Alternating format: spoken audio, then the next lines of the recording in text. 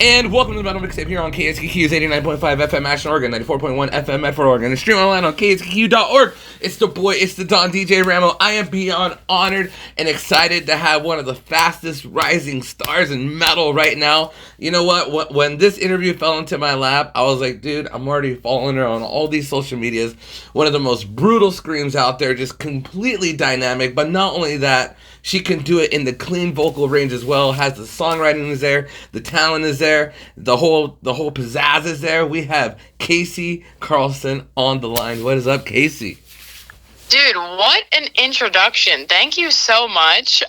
Nothing much. I mean, just grinding out and getting ready for this EP to drop, you know? Oh, yeah, no, and this EP was super fire, and you know what, like, seeing you crush it just on, like, all the social medias and all the collaborations and all these things that you're doing, I'm just like, dude, like, you are grinding, you are living the dream. Very quick, before we get into everything, like when you don't want to do anything music-related, what is your one go-to?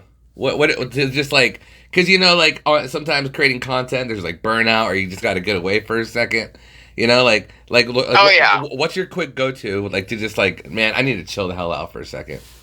Honestly, I have two options. So either one, I would probably be a streamer because I love video games. And I actually do stream on Twitch sometimes, but not always video games. And I don't think that could get old, you know? I feel that out. But also my day job, partially, like I still sporadically do it. I'm actually going to work in my local salon tomorrow, but I'm actually a hairdresser in my off time. Hey, that's badass.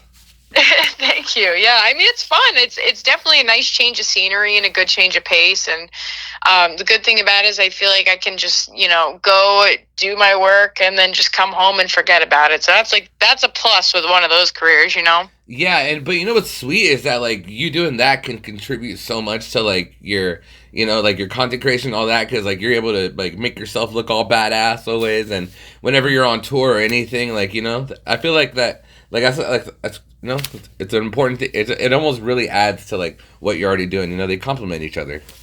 Oh, for sure. I mean, you know what? They're both creative jobs. So that I think is it. Yeah, no, I absolutely agree. So, Kasey, since this is the first time we are talking before we get into the EP, you know, me growing up, my favorite type of vocalists were always the vocalists that would do the screaming and the clean, you know, like the early M Shadows or the Matt Heafys or the Phils from, you know, All That Remains, you know, the constant back and forth, you know, like for sure. like scream versus then beautiful choruses, scream versus beautiful choruses, scream breakdowns. And you know what? Like, tell me the first time you kind of got inspired growing up to want to be a vocalist, and also, like, what do you think was the turning point, like, in your life that made you want to be an actual, like, vocalist musician, like, on this type of scale where you're doing it on TikTok, YouTube, with Deadlands, you know, and all your stuff. Like when was that turning point for you growing up? Oh, yeah. So, I mean, I feel like I had so many signs telling me that I needed to get into metal, but you know, my dad raised me up on it a little bit. You listen to, like, Marilyn Manson, Godsmack, Seether. I was playing Guitar Hero, and I used to put my little microphone, hang it through my ceiling so it would, like, hang down, and it would be, like, hands-free, and then I could play the guitar at the same time. That is so badass. So I always loved that, but there was a period of time where I just, like, hated anything to do with, like, metal. I think I had watched my brother begin to play guitar, and I had gone to a couple Battle of the Bands things, and at this point he was just playing, like, the Beatles, and I was like, oh my god, like, the competition was metal, and I was like, how is this even music? This isn't even anything. I was like, how were they winning? Like, so naive, of course. I was like 9 though, so I guess I can't be too mad. But he then just started to progress into the heavier stuff. He then went to, like, Van Halen, and then Avenged Sevenfold, and then Chelsea Grin, and you know, it just spiraled down from there. And so he was pretty much pushing this all on me, me. And there was a time where I just like, he would play guitar from day and night, like from the moment he woke up to the moment he went to bed. And I was like, can you shut up? Like, horrible. The forced exposure, I just began to love it. And I also, going back to video games, discovered Avenged Sevenfold on Call of Duty Black Ops 2. And like from there, it changed my life. I mean, I just dove into the rabbit hole and I kept looking up new bands. My brother was showing me Asking Alexandria, Attila, Motionless in White. And I was just eating it up. And I went to my first show, which was Crown the Empire. And it was, the openers were Light Up the Sky, Too Close to Touch, insane, rest in peace. But New Year's Day and Bless the Fall, and then of course Crown the Empire headlining. Beautiful. And I was floored. As soon as I went to that show, man, like that's when I realized I want to be a vocalist, because I just knew the emotion and the community that it invoked out of not only me but everybody else was just unreal, and I was just addicted from that. I love that story. No, that's great. I love it. That is super cool. No, I had a similar experience going to my first Ozfest, where the first time I ever saw Trivium, I wanted to be a guitar player singer, you know. So it's like I totally feel that. And the thing is, like, you know, I grew up listening to like hip hop and like more pop music and all that in my house, and also I'm like Mexican, so we had Mexican music, and metal was just like, what the fuck, what is this? You know, but like you said, it just kind of like it kind of just engulfs you, you know. Oh yeah, dude. It's also like the craziest part about it, I think, is just the community, because no one outside of the scene understands until you're in it, and then you realize like, oh, like there's actually more to be had than just the music. And I think a lot of people outside of the scene just don't recognize that. Yeah. No, I 100% agree. I 100% agree. So you know what, Kasey, you've accomplished so much. You're doing so much, and with the music thing, with all the social medias and content creating, and also, you know, I subscribe to your channel and I see you even do like reactions and reviews and all that. Like, oh yeah, when did you know what was the biggest difference that you had to teach yourself, as far as like maybe like a discipline you had to teach yourself from going from like a local musician to like then having to have so many responsibilities, you know? I mean, you're playing all these massive festivals, you're signed to a record deal. What do you think the biggest lesson you had to learn as like an adult, going from like local musician to professional? Oh man, I don't even think I can give you an answer, because I am still learning. I tend to be, so I have ADHD, and with that, like, Hey, by the way, I have ADHD too, and I love it.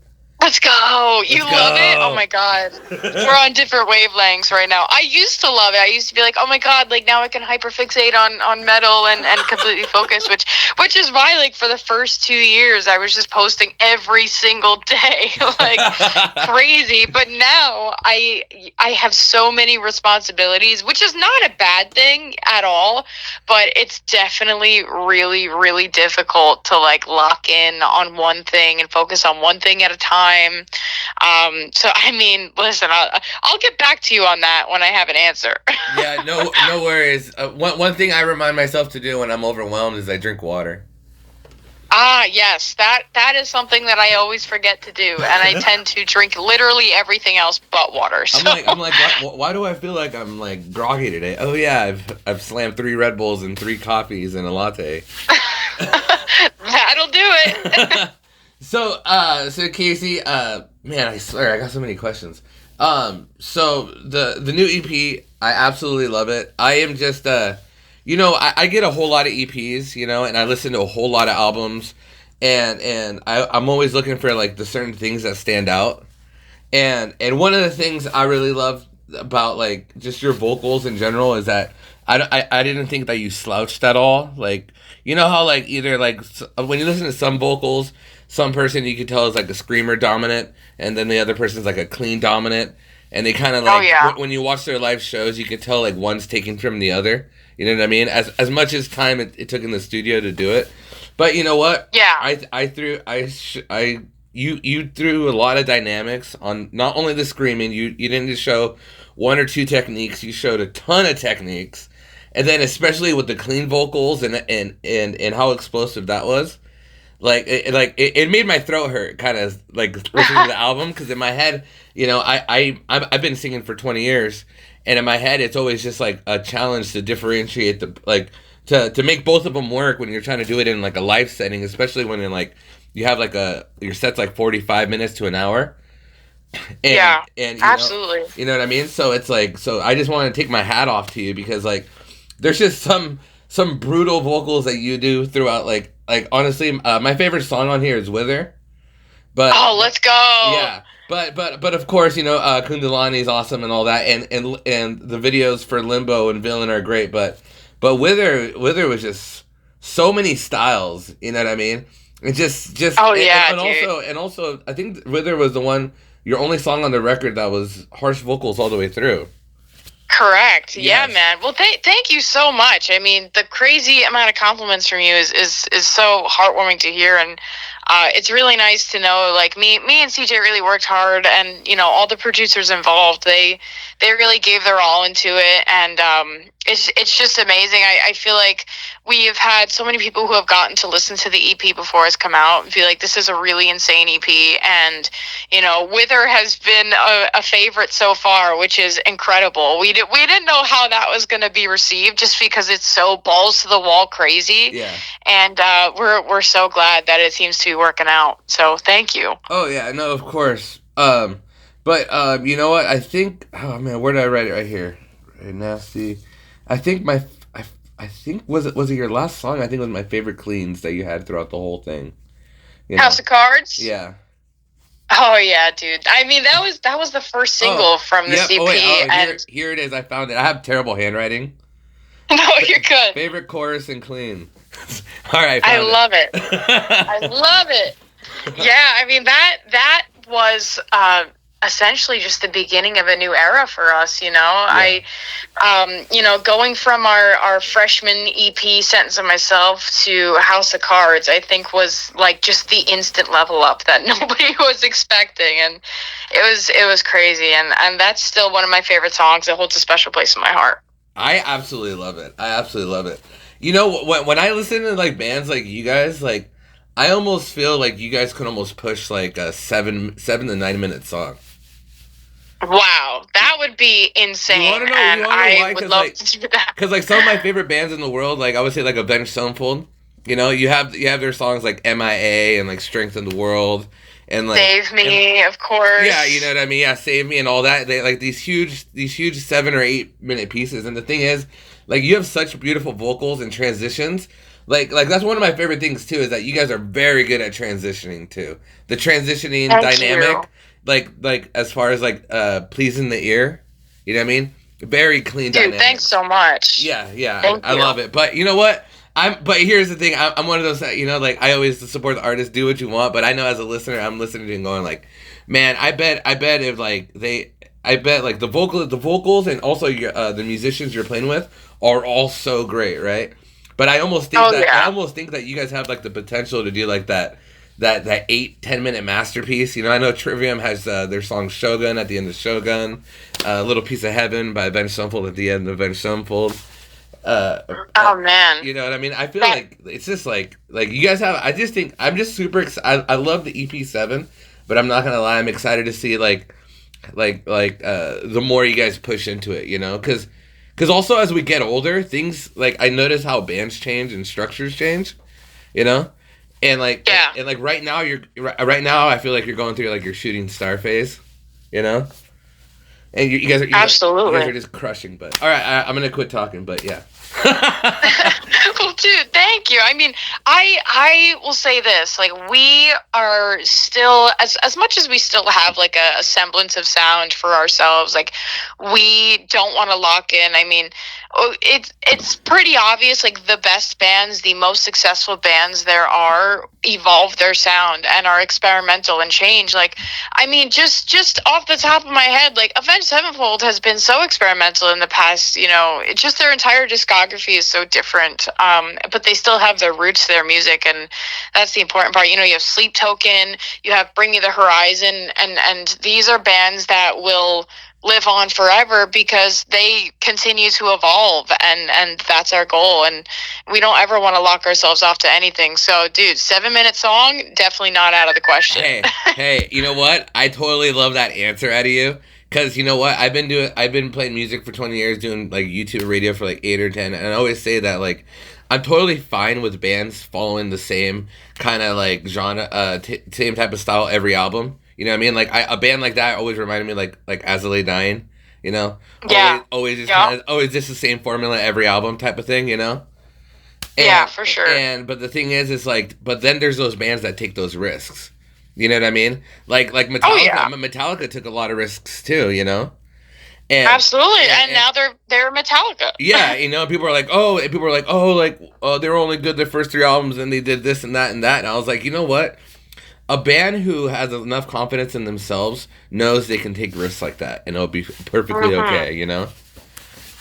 You know. Exactly. And I think the worst thing that you could do is just close yourself off to just a world of opportunity and creativity. It's like ridiculous. I don't know how people would even do that to themselves. Yeah, no, absolutely. No, I 100% agree, you know? Like after this interview, like, I'll be listening to some metal, but I'll be listening, like, some Sia as well, you know? Oh, love! I love Sia. I'll always butcher all of her notes in my car when it gets to the high notes. You know? I'm sure you sound beautiful. But, so, Kasey, the new EP 7, absolutely beautiful, via Spine Farm Records. So right now you're playing this awesome, super dynamic music. There's been a huge growth in like the hardcore scene lately, and also like just the deathcore scene, and just the overall, just kind of like that heavy scene where, like, you know, I see bands like Knock Loose and like Turnstile and all these, you know, you know what's weird? I feel like there's a huge youth uprising coming right now. Especially with like this heavy music, like yeah, tell me what it's like being out and playing shows right now, you know, because you know you've played a lot of huge festivals and all that, but like what do you think about like the new wave of like music right now? Because I feel like we're when I was growing up, like, I'm 35, and when I was growing up, the rise for me was the metalcore era in the 2000s.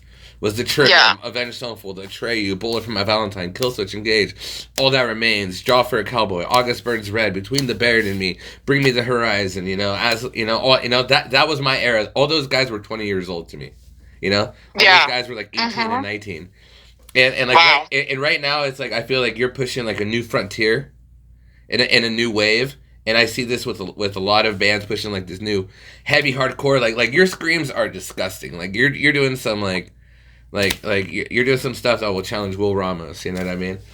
Oh man, that is like the biggest compliment I've ever gotten. So thank you so much. I mean, yeah, like I think it's just a resurge of people discovering, and you know what, like, with the state of the world right now, like it's right in front of our face. I think there's a lot of things going on that a lot of people aren't liking, and you know, just this decade alone, you know, from the pandemic to, you know, whoever is in office, it doesn't even matter. I think it's literally just people are fed up and they need an outlet, and that new outlet is metal and going to shows and going into the pits. And I think that's why we see like such a huge surge in fans now, you know, especially with Sleep Token becoming massive in like the blink of an eye. Knocked Loose on Jimmy Kimmel, you know, we have all these super huge cultural things happening for the metal scene, and I think it's literally just the state of the world, unfortunately. But you know what, like, at least we can all find community in each other, and we can, you know, healthily get all of our emotions out, you know? Yeah, I 100% agree. I was looking for a pen because I just thought of the last, like you mentioned Sleep Token, right? About how big they got. I think how fast and all that, how they're making. I think the last band who made an impact like this was when Avenged Sevenfold got on TRL on MTV. Wow, yeah. And didn't they win a Grammy? And it was like MTV, and it was just all like NSYNC and Backstreet Boys and Nelly and rap, and then all of a sudden the one metal band gets on there. I love that. I can just imagine, like, you know, my mom, younger, just like cleaning the house or whatever. She's watching MTV, and then Avenged Sevenfold pops up, and she's like, "What the hell is this?" I love it. That's awesome. All right, everybody listening right now in Ashland, Oregon, and around the world, the new EP is absolutely beautiful. Check out their videos for Villain, Limbo, and Kundalini, featuring the Pretty Wild, which is incredible. I only got 5 minutes, so I got like 7 minutes. So I'm gonna try to fit in as much as I can. All right. Hell yeah, man! Thank you. Is it cool if we get into the YouTuber like content creation and all that? Yeah, for sure. All right. So you're a huge content creator. So are you all self-produced, like as far as like you do all your own setups and lights and recordings and all that and editing? Oh yeah. I actually recently, like, I'll get some help from CJ, our guitarist.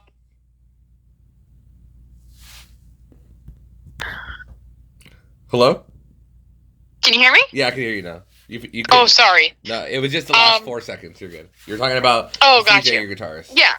So sometimes, yeah, CJ will help me out. But most of the time, yeah, it is just me doing all the editing, the filming, all that jazz. So. All right, I like it. What's your so right now a lot of drama that's been going on with a lot of content creators and all that. There's been a lot of people calling out a lot of these fake artists that are like mimicking these like guitar videos, you know, and mimicking these vocal videos where like a lot like they'll get challenged. They won't get challenged, but they'll get like there's these guitarists and vocalists that will get invited to like other podcasts that can't do it. Like do you ever encounter anything like that? Like any sort of like what's your take on people like kind of doing that on YouTube? I would say. I mean, man, honestly, I don't know. I don't know if I've ever seen it. Do you mean like they're like faking their ability to do stuff? Oh, like the guitar stuff, like Yes. When they get super technical and they actually can't do it. Yeah, exactly. So they're basically just miming it, and there's been like so I would say for instance like Jared Dine calls out a lot of mimers. Okay. I know what you mean now. All right, yeah. So I honestly like it's just silly. Like at that point, to me, it's not metal or guitar. Like it's EDM. It's not possible to play. It's MIDI files. Like, and like for anyone listening at home, like MIDI files is literally like you can press on a keyboard and do literally anything. Like I'm sure people if they knew what Rush E was and they looked up a video on Rush E and saw like the little MIDI piano doing its thing, they would know what it is instantly. But like I just find it silly, and I will say this, I don't discount it as music because it's still music. It's still cool. It's still definitely a vibe, and I think you have to understand that it's not real to appreciate it. But also, I think it's just so ridiculous to try and pass it off as real. You know what I mean? Yeah. Like, I'll tell you what. I pre-record a lot of my covers on my personal account, just because, like, a lot of the times I'm learning the song and it's the easiest thing for me, but I can do everything vocally. Like, yeah. If you ask me, you're like, do a scream right now. Like, I would do a scream right now and be totally fine. Like, I can do all these things. And I also, just to prove it, coupled that with the live one takes that I used to do all the time, and I still pepper them in here and there. And like, I think people just need to understand that, like, you have to be real and authentic. And you know what? Like, it's okay if you're pre-recording stuff, that's fine, but like, you should be transparent and tell people what you're doing. You know what I mean? Yeah. Yeah, not give like kids false expectations and stuff. Yeah, absolutely. Yeah, no, I dig it. All right, I'm gonna ask you 3 fun questions to end the interview. You ready, Kasey? Mm-hmm. All right, in a zombie apocalypse, you only could choose one weapon to destroy the zombie horde. What is your one weapon? It's got to be some sort of sword. I like it. I mean, Michonne from The Walking Dead, dude, she survived. So I gotta do what she's doing, you know? Do you like horror at all? Before I ask this question. I love horror. Okay. Love it. Okay. If you could choose your death, but it had to be by a villain in a horror movie, who would you choose to kill you and how would they do it? Oh, you know what? I feel like it would have to be. I think Jigsaw would have to take me out because he's got some good intentions behind what he does, as horrible as it is. But I mean, like, you have the chain trap where you kind of get sawed, whether it be in the front or the back. I think that's pretty brutal. And I think, you know, I would just want the scars of wings on my back. I feel like that'd be sick. I love it. This one's not really like a kooky one. This one's actually a pretty straightforward one. What is your favorite artist to listen to when you just want to sing in general? Like when you just want to open up your voice, where you just want to do clean vocals, where you feel like passionate and you feel like you'd be explosive. Who's the one artist or one album you turn to that you'll always put on because you're just like, I got to open up my voice? Oh yeah, so there's 2. Lately, Honey Revenge has just been so amazing. They are like a pop punk group. They're absolutely fantastic. Like I love them so much, and I'm friends with them. I actually just saw them at a show last night, and I went up on stage with them and did Counting Worms. So that was amazing. Cool. It was great.